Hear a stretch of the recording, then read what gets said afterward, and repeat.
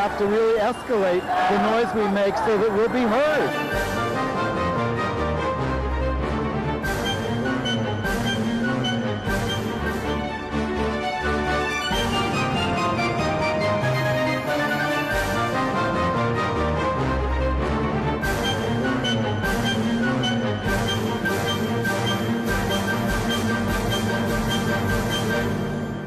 Welcome to Gay USA. I'm Andy Hum. I'm Ann Northrup. And please don't interrupt me like Trump and Tim Kaine during this show. I can't swear that.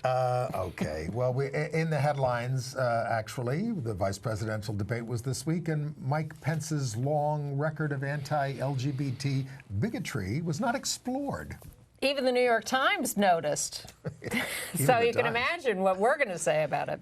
The Chief Justice of Alabama, Roy Moore, has been suspended for the second time in his career for letting his religious beliefs take precedence over his oath to uphold the law. More sports associations have bailed out on North Carolina over their anti-LGBT law. The Pope issues more confusing and offensive statements on LGBT issues. Jay Callio, friend of ours, whose activism included lesbian liberation, the AIDS movement, activism as a trans man, and the right to die, has died at the age of 61.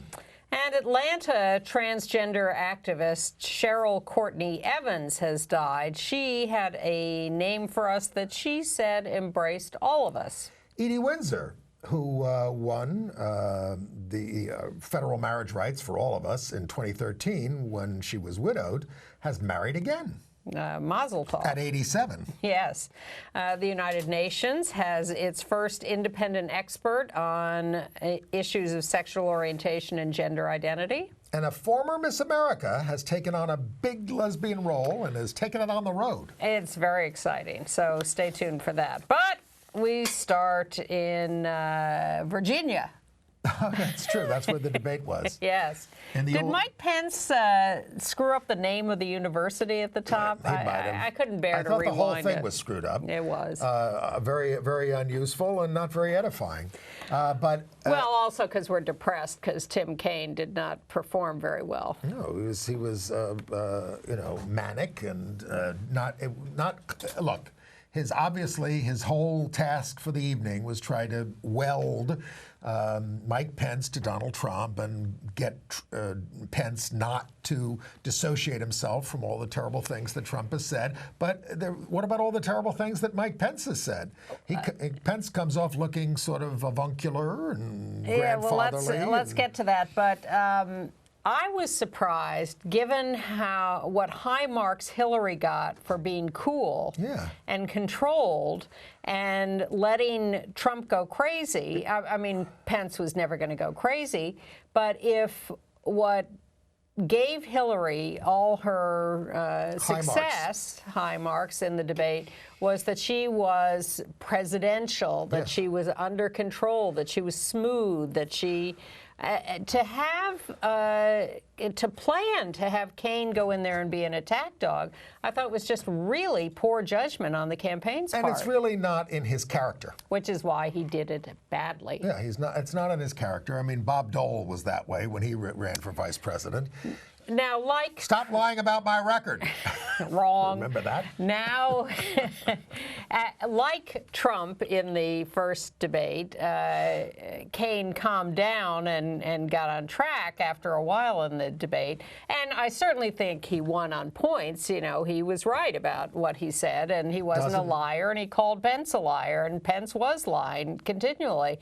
But what everyone took, and this is my general theory of television, is it's not so much about the details, it's about the affect. If you're ever on television, people, the point is smile, be likable. Look at the people you're talking to in the camera, that helps, or the interviewer or your opponent, but be likable. That is the point of appearing on television. This is It's what we try to do every week. This is a cool medium. You don't hear us screaming and yelling most of the time unless we're very upset. We get a little heated, but and you know, we try to be ourselves. We're not trying to play some role on TV. That's the joy of doing your own show at a public access station. Is you don't have a million network bosses to yell at you and try to shape you.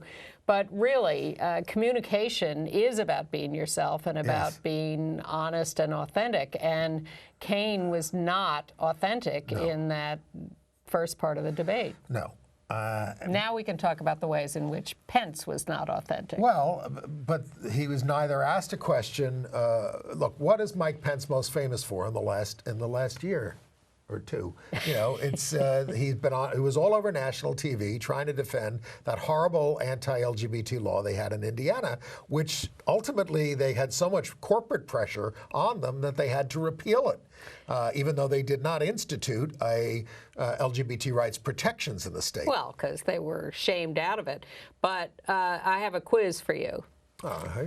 How many questions? What do I get if I win? How many questions from Elaine Quijano of CBS News did each of those vice presidential candidates get about themselves?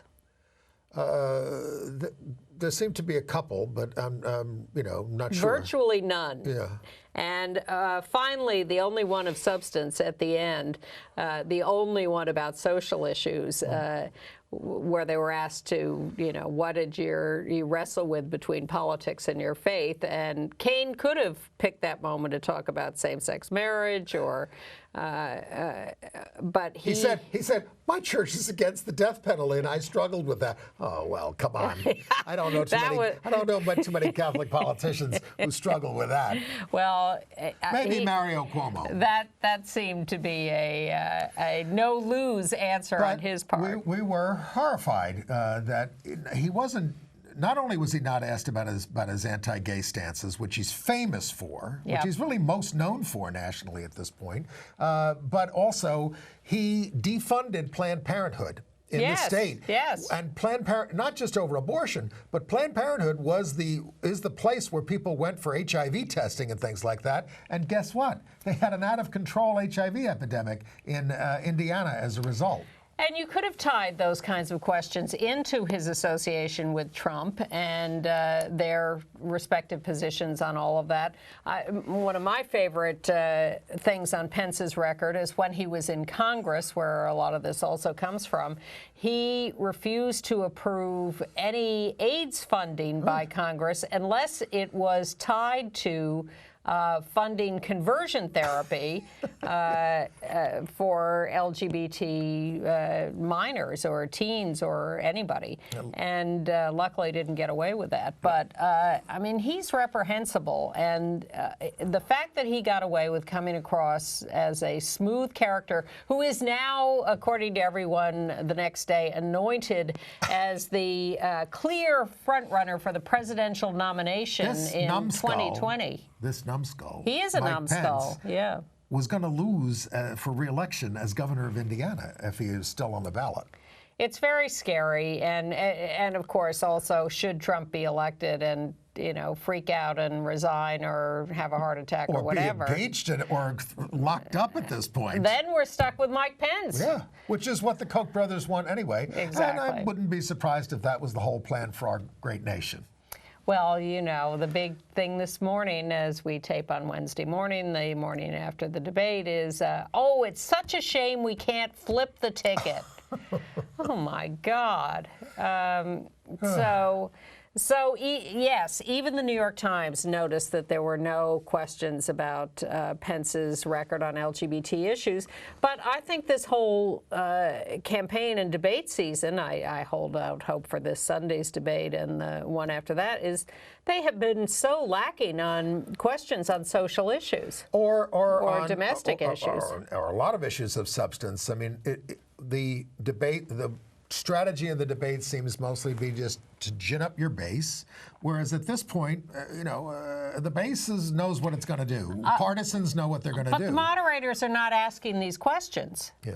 They're asking about foreign affairs, international issues, but really, how much have we heard about domestic issues? Well, we know that Trump's had a foreign affair, Melania, and Ivana. Don't you be mean to Melania. I'm not being mean to Melania. I'm sure she can't wait to divorce him when this is over. I certainly hope so. Trump was asked this week. We have not heard from her since she cribbed her speech from Mrs. Obama. Look, this is one of the things I like about her. Clearly, she said, I'm not going to be treated like that anymore. I am gone. Forget it. I am off the campaign trail. No means no. Well, she showed up at the debate, but that was about it. He was asked this last week about transgender people serving openly in the military. Trump was. And Trump's answer on that question was... We're going to get away from political correctness. That was his answer.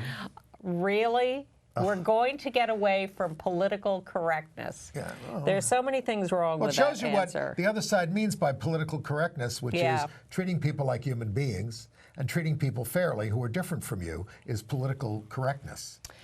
When you hear that phrase, I've heard that a lot. Look, we got a note this week from a viewer who is an out gay Trump supporter in, I believe, North Carolina, who wants equal time for his point of view.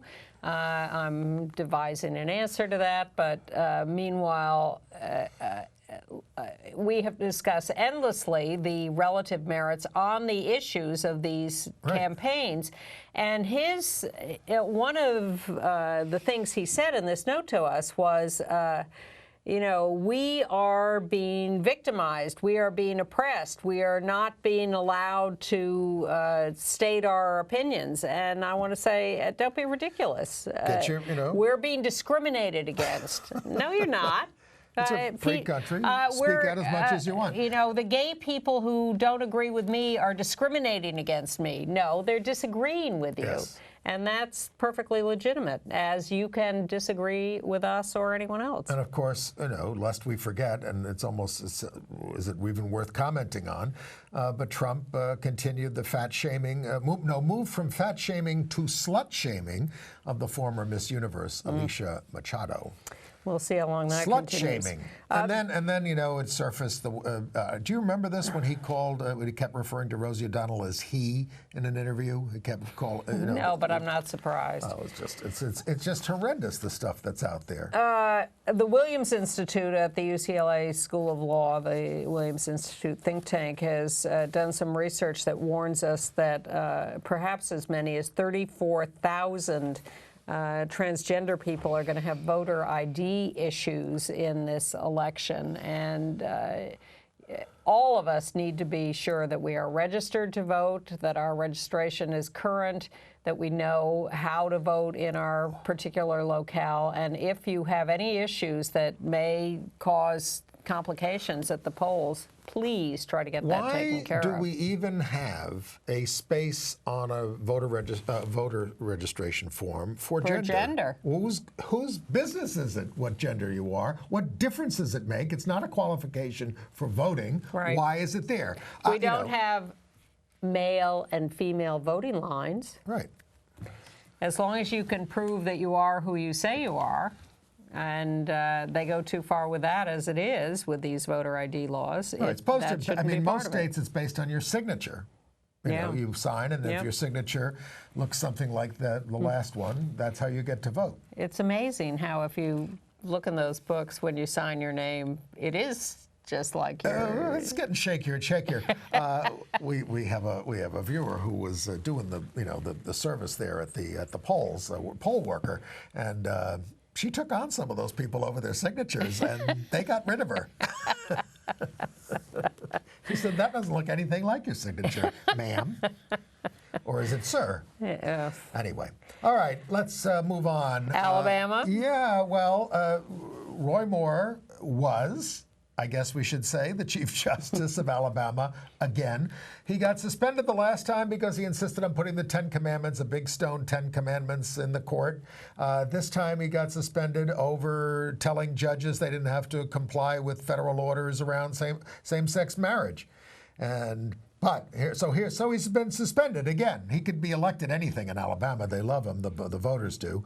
But he said this was a politically motivated effort by radical, homosexual, and transgender groups to remove me as Chief Justice. We've improved the language so rapidly over the last because few of my years. outspoken opposition to their immoral agenda. Well, he was suspended by something called the Court of the Judiciary, which is a panel that is assembled of people from various jurisdictions. He says it, was inappropriate in some way, but because they did not agree unanimously to fire him. They agreed unanimously to suspend him. But he said they didn't agree unanimously to fire me, so this is all illegitimate. But they're allowed to suspend him. And it's a brilliant solution because he's suspended till the end of his term, which means he's out of a job, and he ages out at the end of his term. He can't run for re-election. He can run for governor. He'll run for governor. He'll run for senator. Who knows what he'll run for? Well, Lambda says that he is Exhibit A of why we shouldn't elect judges in the first place. I have mixed feelings about that. I agree. But he was suspended for his disregard. Well, they say we do worse under, not only do we do worse under elected judges, yes, but that sentences from elected judges tend to be harsher in the year running up to the election and things like that. Because they want to appeal to an uninformed electorate. Correct. That votes on its biases. And speaking of transgender, Gina Bellafiante in the Times did a story about, we've talked about this before, but how the loitering laws in New York State, New York City, are targeting transgender women.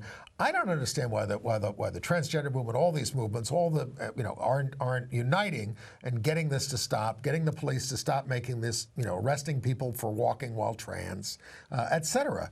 It's an outrage. It's hard to change, especially with the New York City Police Department. And the DAs have to stop, saying we're not going to enforce it anymore. Well, since you mentioned the law enforcement, the Attorney General of Louisiana, a Republican under a Democratic governor, has blocked at least 37 state contracts because they include non-discrimination clauses for sexual orientation and gender identity. His name is Jeff Landry, so the governor, John Bell Edwards, is suing him and saying, other governors have done executive orders like this, and the governor I had issued an executive order for sexual orientation and gender identity non-discrimination. So in constructing contracts of various sorts, the state now includes that non-discrimination clause, but the Attorney General is rejecting them on the grounds that those clauses exceed state and federal law.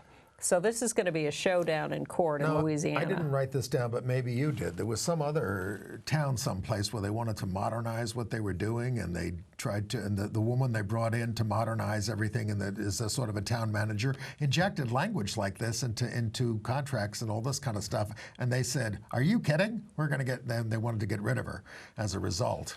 I have no idea what he's talking about. All right, I'll look it up. I mean, I wasn't going to talk about it, but this is what happens. Okay. All right. On the other hand, in San Francisco, the Board of Supervisors there passed a new rule that says the city cannot enter into contracts with corporations that are based in any of these states that are passing these new anti-LGBT laws, like North Carolina, Mississippi, and Tennessee, states that forbid non-discrimination laws that include sexual orientation and gender identity. Now, that's a little bold. There's some other stuff coming out of California. Jerry Brown did sign the bill sponsored by Equality California, which gets an awful lot of stuff done out there, requiring private universities receiving public funds to publicly disclose if they discriminate against students with respect to gender identity, gender expression, or sexual orientation, and the one to require restrooms for single users to be designated all gender. We're supposed to have that here in New York City, too. When does it go into effect? I don't know. And the Ninth Circuit Court of Appeals in California, as long as we're on the West Coast, has rejected a hearing on the lower court decision to ban, or the earlier Ninth Circuit decision to ban conversion therapy for minors. Right. They've upheld that. Should we do North Carolina? We can go to North Carolina if you like. But if there's a boycott against it. Oh, I get it. Sorry, a little slow on the uptake. Well, first of all, the Speaker of the House of North Carolina has admitted that the proposed deal to repeal HB 2 if Charlotte dropped its non-discrimination law was a sham and a lie. That, in fact, the legislature only intended to repeal part of HB 2 and not the part that mandates no non-discrimination laws and that forbids trans people from using the bathrooms appropriate to their current identity. Okay, there are lots of boycotts. The ACC has moved its football championship game to Orlando over the... That's the Atlantic Coast Conference. Yes, and then the National Junior College Athletic Association is relocating its 2017 baseball championship from North Carolina. You had enough yet, North Carolina? The Central Intercollegiate Athletic Association is moving championship games out of North Carolina. And the James Beard Foundation has canceled its North Carolina meeting there over this that had been planned beforehand. I find it very heartwarming to get support from all these organizations, particularly this wave of support from all these athletic conferences. Yes. This is really... Well, you know revolutionary. I think it is. I think it is that students want this. Yeah. They don't want to go. They're saying, we don't want to go to a state where our rights are not protected. And don't forget, it's not just LGBT rights that aren't protected. This HB 2 law was so heinous, it banned local civil rights ordinances, basically, and it banned certain rights of action that people had when they were discriminated against. So essentially, the students are saying we're not safe. I mean, my favorite story of the week was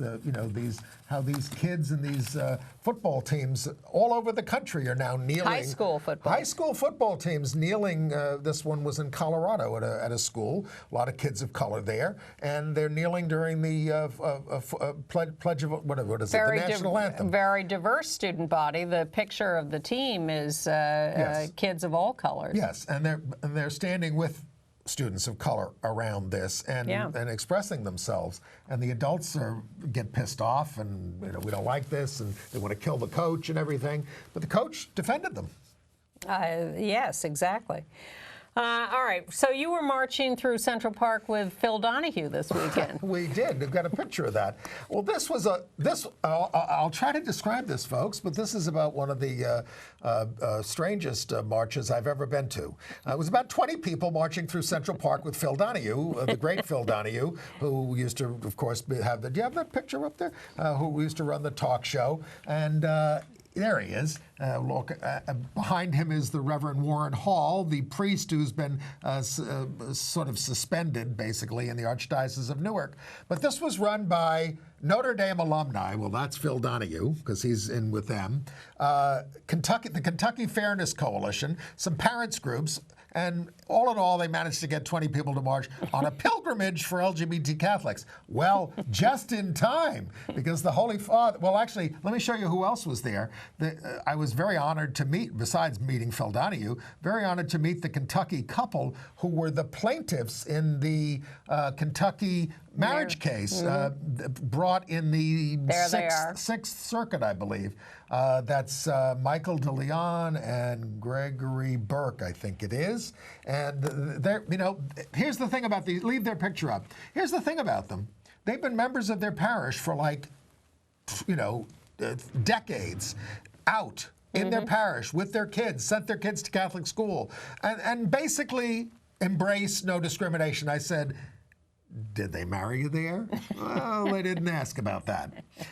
They got married. They got married in Ontario early on, and that's how they became plaintiff couples in Kentucky. Theirs is one of the cases that went to the court in Obergefell. They're out there trying to transform their church. It's very difficult because you're up against people like the Pope. So the Pope did have more to say about LGBT people this week. He claimed that he's always been nice to gay people, and he invited that trans man to meet with him. But don't you dare teach anything good about gay people in the schools. That's not good. He said, please don't write that the Pope will sanctify transsexuals. He joked. That's not a joke. Well, I mean, the things he said were really heinous. Yeah. He said gender theory is unacceptable indoctrination. He said there is a global war on marriage. And he said that the teaching of gender theory is ideological colonization. Now, how does that compare with the Inquisition and the Crusades? And missionary work, for that matter. Just the daily teaching of the Catholic Church. Come on. Wouldn't you call that ideological colonization? So, Holy Father, you believe these things, you are worshiping a false god, as I like to remind you. Anyway. All right. Well, it was very funny talking to Warren Hall, right, who has been suspended, right, this priest.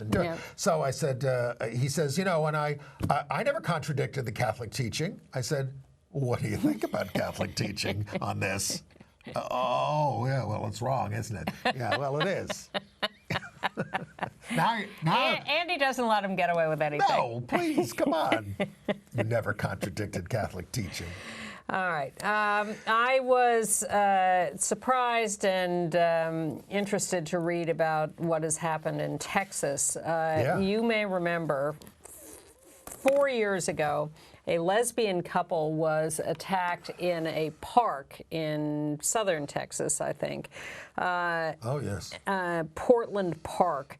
And the guy grabbed them, raped them, murdered one of them, thought he had murdered both of them, but one of them survived, barely. Right. Horrible struggle to survive. Tragic, awful case. Well, they not only got the guy, he shot them. He killed one and almost killed the other.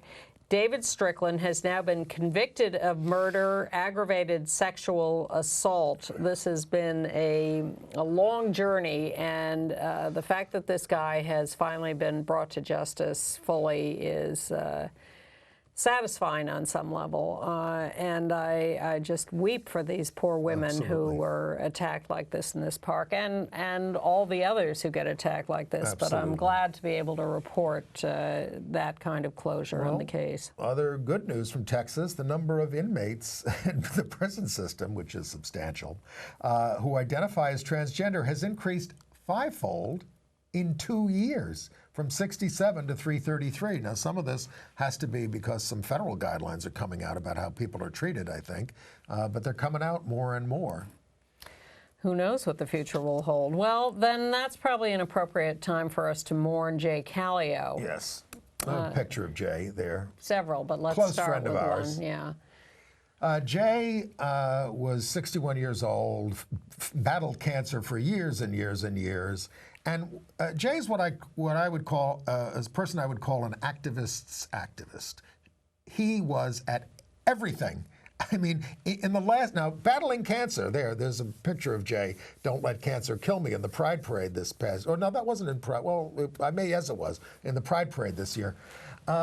Still, a very devout Hillary supporter, and was in Pennsylvania within the last month, canvassing for Hillary. There's a picture of Jay with Elizabeth Warren, Senator Elizabeth Warren. Went to the Gays Against Guns march on Washington, drove all the way down there and back. Again, this is in the last stages of cancer, decides to do this. So an amazing person. Jay was an auxiliary cop years ago in the Village because Jay liked to be involved in neighborhood things. And Started his political career as a lesbian activist before transitioning. Lesbian feminist liberation, right in the early 70s. Became the partner of lesbian pioneer Eleanor Cooper and was with Eleanor all the way to the end there. Must have been very young when he started that. Yes, just, because he was only 61 when he died. Started out as a teenager. Yeah. Yes, as a teenager.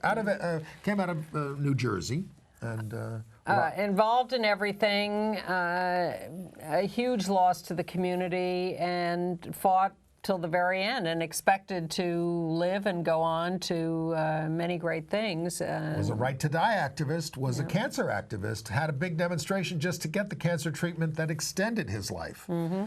So. Now, another trans activist who died this week was Cheryl Courtney Evans in Atlanta, Georgia, a very well-known and prominent activist in the community there. She was the co-founder of Transgender Individuals Living Their Truth. Selected as the Grand Marshal for the Atlanta Pride Parade. I think we have a picture of Cheryl. Yes, I'm hoping that'll come up. We do. There she is. Cheryl, in a speech that I watched online, urged us to drop LGBTQ and all the letters and just call ourselves gender nonconformists. All of us. Lesbian, gay, bisexual, transgender, let's just call ourselves gender nonconformists. And that's, of course, the legal principle that we're using in court when we're not protected because of our sexual orientation and gender identity. Well, we often say here, and it's something you started saying, is that, we're all trans, we're all... we're on a spectrum. And that we are iconoclastic in our definition of gender roles, and that would fit in. But I think our communities do cover such a broad spectrum, and there are people who are very conventional and who... And their genders. In their genders and in their lifestyles. But all right, you can be a conventional man if you want to put it that way, but if you're going out with another man, that is stepping outside the expected role for your gender. Yeah, well, yes, although these days less and less. So I don't know. I don't know if that's the answer, but I think we are. Well, think about it. I appreciate the thought, and we're continuing to work on it. Write to us. Go to our website. Whatever. A couple of others we lost this week. Well, Gloria Naylor died this week, the author.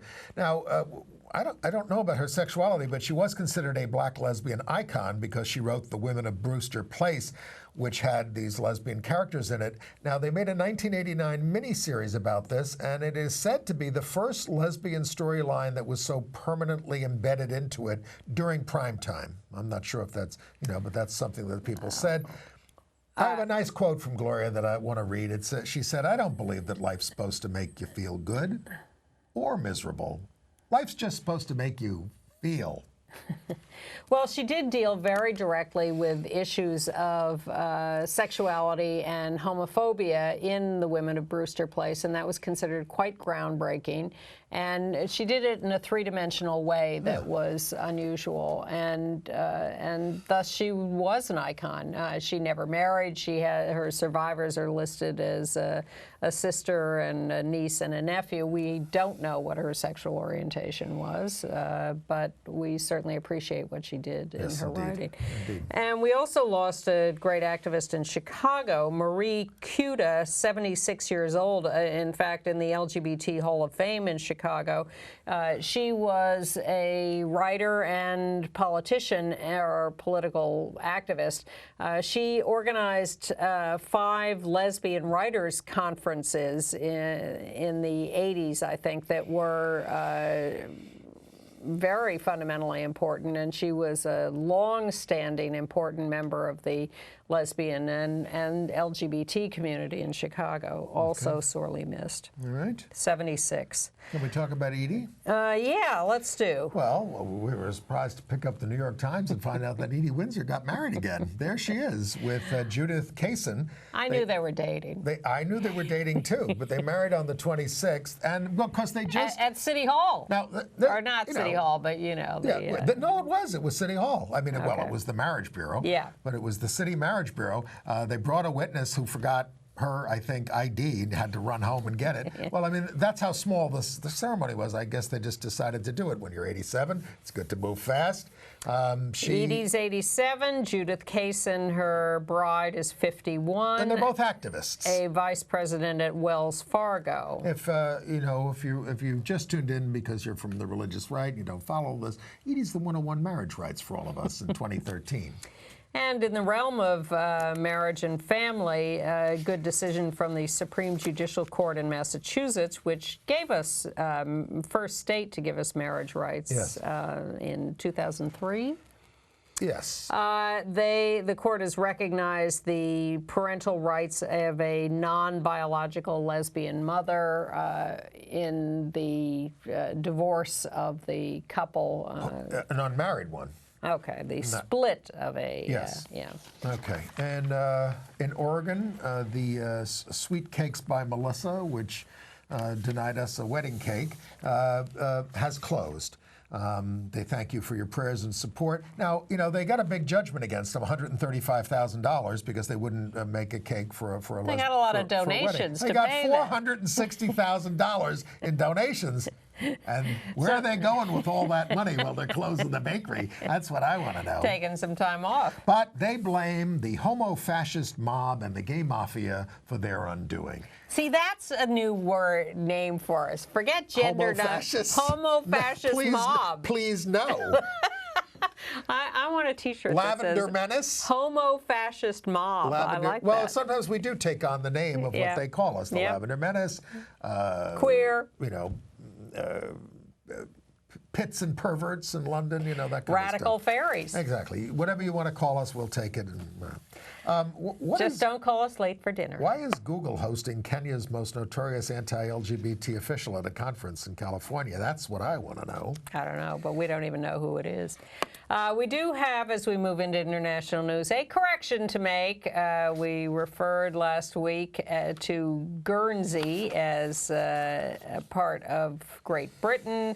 It is, of course, separate. Guernsey, Jersey, the Isle of Man are independent entities, but they rely on Britain for defense and other things, I think. So there's this loose relationship. And in our obituaries, we forgot to say goodbye to Frontiers newspaper, which was once the voice for LGBT civil rights, founded in 1981. Their parent company has died or killed some of its papers. All right. All right, international news. You started us off in Guernsey. Also, the Isle of Man is taking up legislation to pardon all the men convicted there under the anti-buggery law. And a petition has also been presented to the United Kingdom Prime Minister Theresa May to do the same for the 49,000 men convicted there. The only one who's been pardoned so far is the codebreaker, Alan Turing. But it's nice because when he was pardoned, there was a lot of talk of this should be expanded to the rest, and now there is that follow-up. Why don't we do that here in New York? I have people my age who were convicted under the sodomy laws who could use a pardon. Why don't we re-examine the whole sex offender list where people are added every day for just, having sex in the park? There are 850,000 people in the United States on sex offender registries. Some of them are pretty scary, but not 850,000. Yeah, I hold no brief for actual child molesters, and I would certainly like to see them off the streets, but a lot of people are on that list for no good reason. Right. And it really devastates their lives. I mean, it becomes and now you will get a marker on. Everybody should be warned about this if you're thinking of engaging in any sexual indiscretion of any kind, because you'll get a marker on your passport now. If you are if there sex is, offender. And again, we're not defending people who we need to be protected from. Oh my God, no!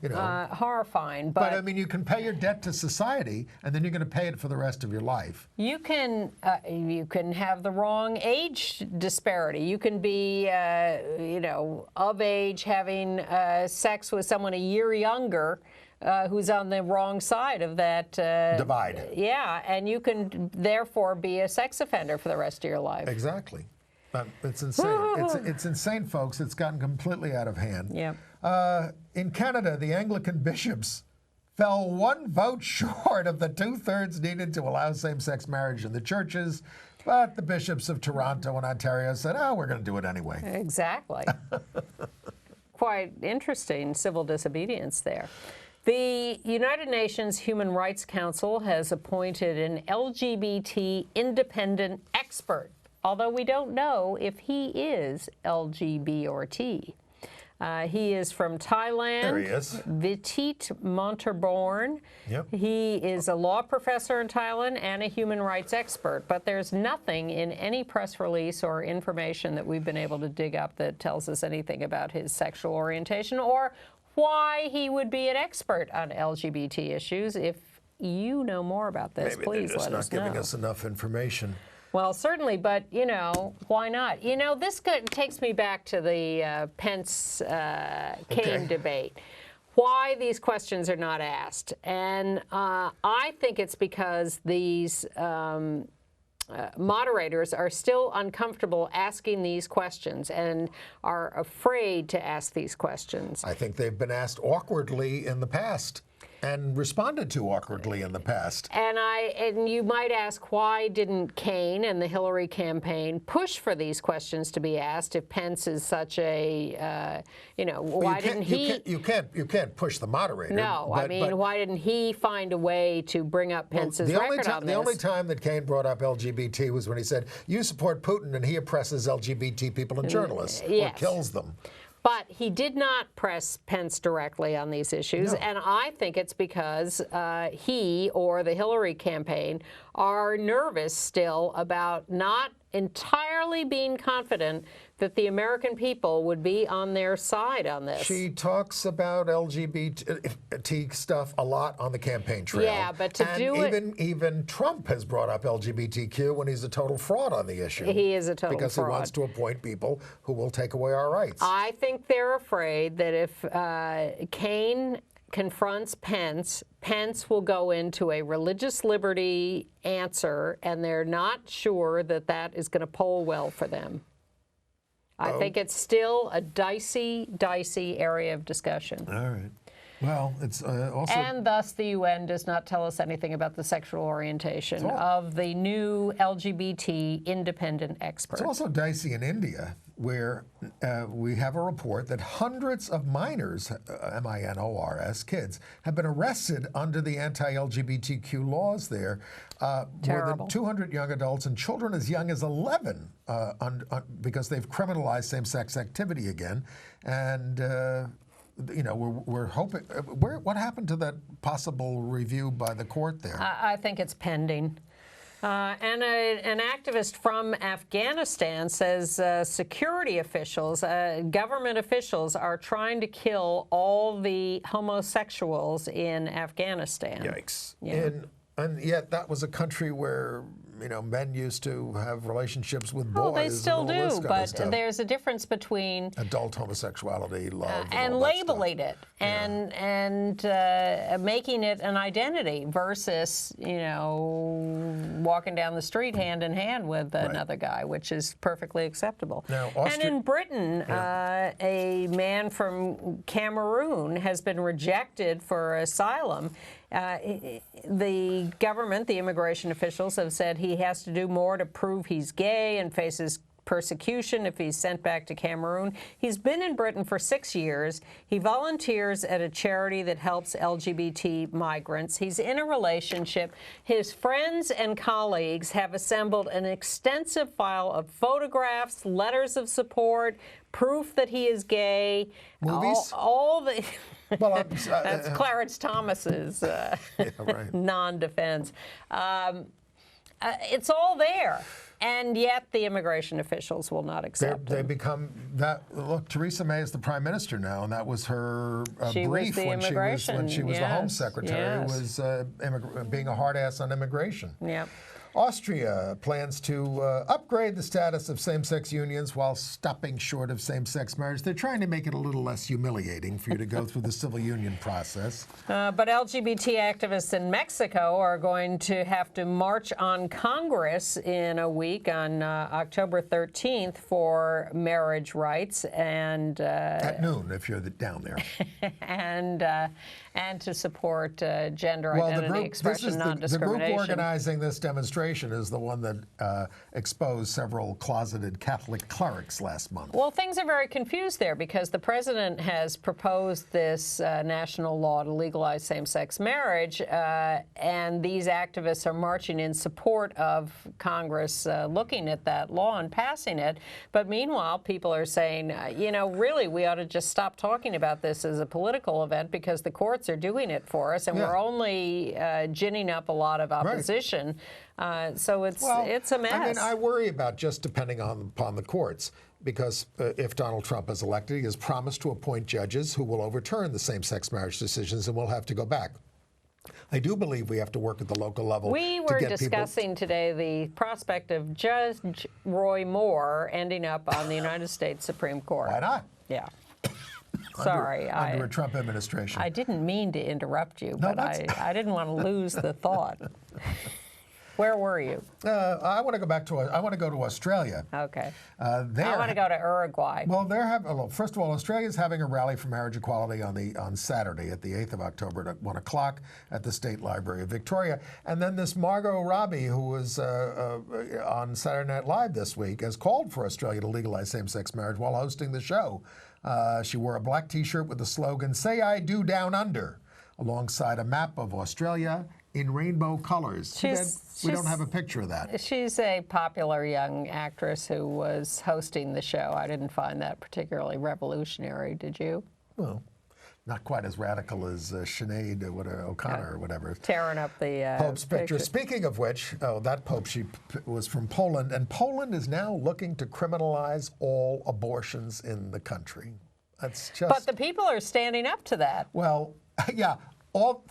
Tens of thousands of women and allies get out on the street on this, and the Prime Minister goes, you know, let them have their fun. Yeah. Well, I heard that and I thought, how long is he going to last? My favorite story is from Uruguay in South America, where 50,000 people showed up to march to celebrate Diversity Month. In Uruguay. They are happy in Uruguay with us and everybody else. They said discrimination is also violence. Indifference won't win. I'm pretty sick of, even though I participate in some of them, parades in New York, all the different parades. And I think we should have one Diversity Unity Day in New York, get it over with, and then have the streets to be nice. Get around, especially when I have my heart attack so I can get to the hospital. We could march all over Manhattan. And if people want to march in their own contingents, they can even march in their own neighborhoods. They can do whatever they want. This is our solution. One big day. One big thing. Okay. The International Soccer Federation, not a paragon of virtue, FIFA, has fined the Mexico Soccer Federation for the third time in 10 months. They're not happy about it. For their fans' anti-gay chants. Mexico is going to appeal this fine. They say, in the specific context, the chant is not discriminatory. Oh, my goodness. The players really are fags? Is that the context? All right. Well, they did make a couple of PSAs that they put on TV with soccer stars in Mexico saying, please don't do that. But that was in March, and it didn't sound very All I have strong. in AIDS news is that it was cured this week with a British man. Well, this was the story. There's big headlines. You know, we see these stories all the time. Yeah. People cured, the breakthrough, first time this has ever happened. None of that is true. I think most of these things are usually written to boost stock prices for the companies that are putting them together. But and you know, in this case, we don't even know what reduced the person's virus to undetectable, which is what 90% of the people on the, you know, more than that on the drugs well, have here's anyway. The deal. There is a new drug in the mix, well, and it is a new approach. The new approach is that they're trying to drive the virus out of its reservoirs where it hides and has not been reachable by antiviral drugs. And supposedly when they drive it out, then they can kill it, and that's how they're going to get rid of it entirely from the body, so then you can stop taking all drugs because it will have completely disappeared. It's supposed to stimulate the detection of the dormant infected T cells. As I just said. All I'm just saying is that you know. But the problem is that everybody Can't say it enough. Everybody in this study is still on the antiretroviral drugs that suppress the virus. Let's see you try taking vorinostat and nothing else and see what happens. Well, that's the problem. And well, you wouldn't do that anyway because you need the both, because you need the thing to get the dormant cells out. But how do you spot these? Ultimately, you have to go off all the drugs to see whether the virus rebounds. Right. And no one's quite ready to do that yet. And that's understandable. No. In California, Jerry Brown's been signing a lot of bills, and he signed one to require that HIV-negative people who are tested for the virus receive information about PrEP and PEP. This is the first pre-exposure and post-exposure prophylaxis. Does that explain it any better? Yes. And it's the first legislation of its kind to be passed in any state. This information is being given to those who test HIV negative so that they can then be prepared to continue prevention protocols. And what do you think about the campaign that HRC has joined with Treatment Action Group and the Fair Pricing Coalition to get drug prices under control? Is it serious? Hard to tell. I am certainly in favor of getting drug prices under control. Everybody talks about it, but nobody does anything about it. Yeah. Where's the big legislation to regulate drug prices? Hillary has talked about that some over the years. I haven't heard anything from Trump about that yet. Well, I mean, she does talk about it, and you know, Republicans in Congress will yell at Shkreli and all these, and the EpiPen person and all that stuff, but they don't pull up legislation that would control it for everybody. Well, as has been pointed out, they get huge donations from the pharmaceutical industry, and that is the key. And who's paying Bill Clinton to attack Obamacare? I'm on Obamacare. It's not great. I mean, it's better than nothing, but it's not great. We need universal health insurance. We need Medicare for all. Yes, we do. All right, shall we move on to entertainment news? Yes. We can't show you this because it's mostly silent, but we will have it in our email this week. Synchronized diving by Tom Daly and Greg Louganis. It's quite charming.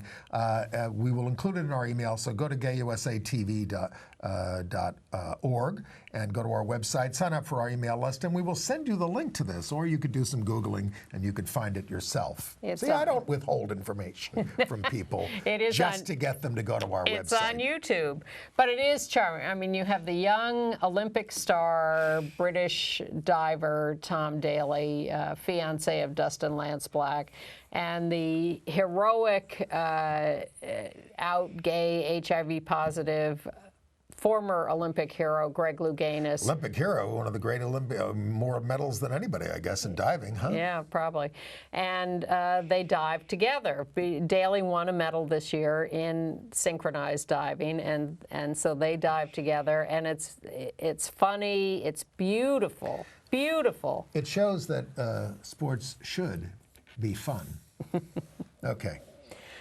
And I won't give away the best line. Okay. Is that enough of a tease? Yes. A big exhibit opening in New York this weekend, for those of you who are here or will be in the near future. Opening this weekend, yeah, through February 26th. Okay, well, that's enough time. Yeah. It's called Gay Gotham, Art and Underground Culture in New York at the Museum of the City of New York, up at 5th Avenue and 105th Street. Remember, I think it's a suggested donation if you go in there, so you don't have to give them all your money. It features people like Leonard Bernstein, Bill Stein.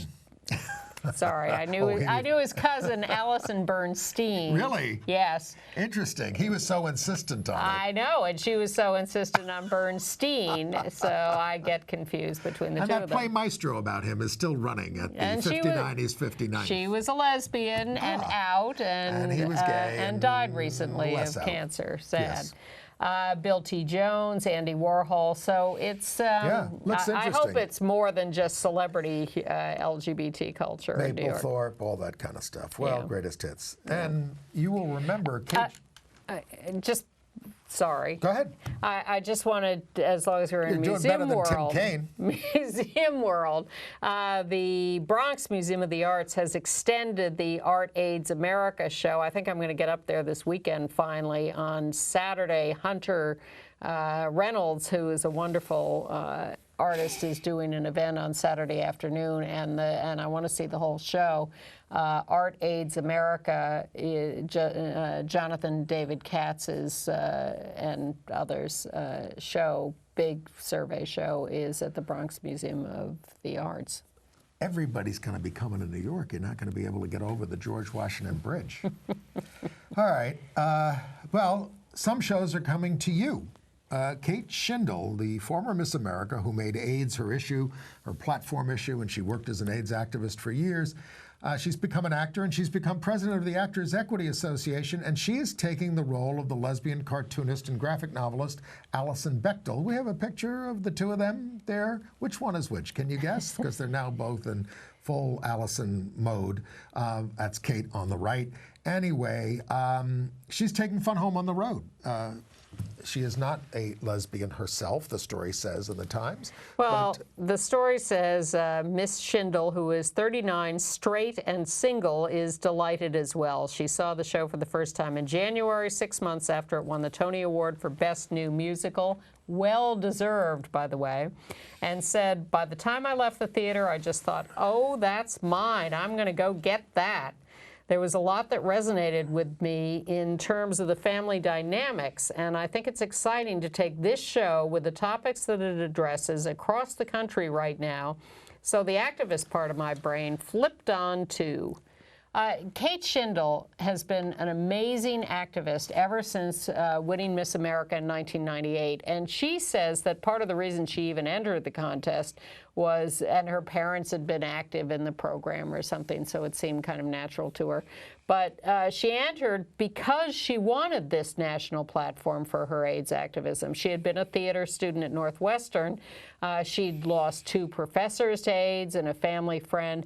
And she was a fierce activist who went out and campaigned for needle exchange, safe sex. Came to ACT UP stuff, didn't she? I think she did. Yes, she did. And she just was way beyond any kind of mainstream ally.